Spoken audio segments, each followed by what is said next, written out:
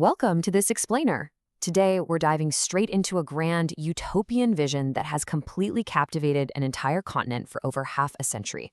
We're going to explore the long-held dream of creating one single African currency, take a hard look at the complex realities behind it, and uncover a massive technology-driven plot twist that is totally changing the conversation right now. So to kick things off, we really have to ask the big, overarching question. Is it actually economically and politically feasible for an entire continent, 54 incredibly diverse nations, to unite under one single fiat currency? I mean, it's a massive undertaking, but as you'll see in the source material, the drive to make this happen isn't just about economics. It is deeply emotional and historically significant. You see, the dream of a unified monetary system is deeply rooted in history. It was championed early on by Pan-African leaders like Kwame Nkrumah, the first prime minister and president of Ghana. He truly saw economic integration as the absolute logical next step after gaining political independence.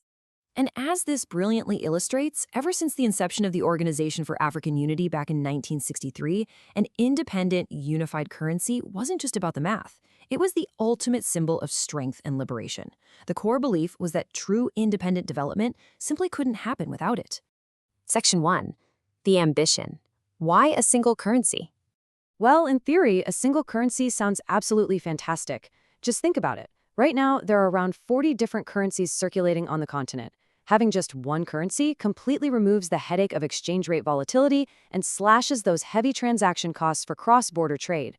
Theoretically, it creates deeper financial markets, boosts intra-African trade, and pools foreign exchange reserves. Plus, it ends the heavy reliance on third-party currencies, like the US dollar or the euro, just to settle trades between neighboring countries. But, as we all know, translating theory into reality is incredibly tough. Just look at the West African Eco Project. Formulated way back in 1983, the goal was simply getting 15 regional countries to align. They aimed for 2015, then 2020, and the goalposts just keep moving.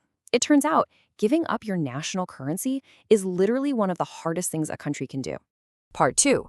The reality check, lessons from the Eurozone. Here's the catch. Joining a monetary union means surrendering your monetary sovereignty. When a country controls its own money, it has a built-in shock absorber. Say the local economy struggles. Well, a central bank can devalue the currency, making its exports cheaper and boosting the economy. In a single currency union, that crucial ability is completely gone. You'd have to convince all the other member nations to agree to a devaluation, which, let's be honest, they definitely won't want to do if their own economies are booming. And the sources highlight a major consensus among economists here.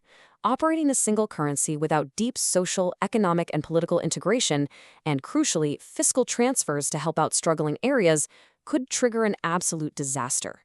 We're talking about a debt crisis potentially 50 times worse than what Greece experienced in the Eurozone. This brings us to a really stark reality check from economist Samir Amin. He warned against this exact scenario, creating a currency without a sovereign. It risks bringing in all the deflationary bias and uneven wealth distribution of a single currency, while completely skipping the decades of foundational integration that Europe actually went through. And you can see the friction right here on the ground. Check out these trade realities.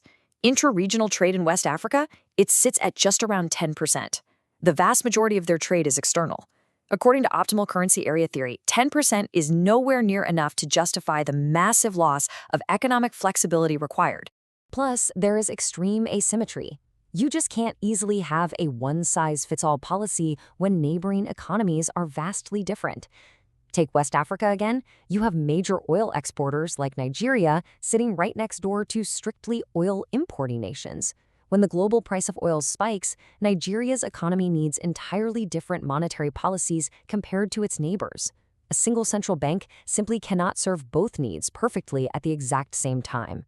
So, to keep the whole thing from falling apart, nations have to meet these incredibly strict Euro-style macroeconomic convergence criteria before joining. They need single-digit inflation, low fiscal deficits, limited central bank financing, and solid external reserves. Forcing diverse, developing nations to hit these strict targets simultaneously year after year, it has proven to be almost impossibly difficult. Which brings us to part 3, the pivot, a technological plot twist. Okay, get ready for a plot twist. What if the whole premise needs an update? Instead of waiting decades for perfect political alignment, endless treaty modifications, and giving up sovereign central banks, what if there was a way to just make the continent's 40 existing currencies talk to each other seamlessly today? Enter PAPS, or the Pan-African Payment and Settlement System. This is a brilliant, innovative financial system developed by Afreximbank and the African Union. It's a technology that settles cross-border trades in real time, natively, using local currencies. It's a true game changer, birthed by Africa for Africa. Let's break down exactly how this works in practice. Say a Nigerian exporter sells goods to a Ghanaian buyer. The buyer pays in their local cedi, and the seller receives their local naira. PAPS handles the settlement instantly behind the scenes. Nobody has to scramble to convert their local cash into US dollars or euros just to do business with their next-door neighbor. It's instant, it's efficient, and it completely preserves local financial identities. When you look at the comparison, the technological leapfrogging here is undeniable. On one hand, creating a single currency demands massive political sacrifice and decades of stabilization. On the other hand, PAPS is live right now. It doesn't ask any nation to surrender its monetary sovereignty, and it delivers immediate economic results. Part 4. The Future of Trade. Interoperability. The ultimate takeaway from our sources is incredibly empowering. You don't actually have to sacrifice national sovereignty to get the economic benefits of a unified continent. The goal of frictionless trade is absolutely valid for sure, but the mechanism to get there doesn't have to be a single printed banknote. The future is all about interoperability between systems, rather than forcing strict uniformity onto vastly different economies.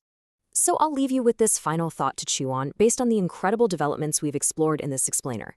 Perhaps true financial liberation for the African continent is rooted in technological interoperability rather than absolute uniformity. Instead of trying to force one currency upon a diverse continent, maybe the answer has always been empowering many currencies to work together seamlessly. Thank you so much for joining us, and keep asking those big questions.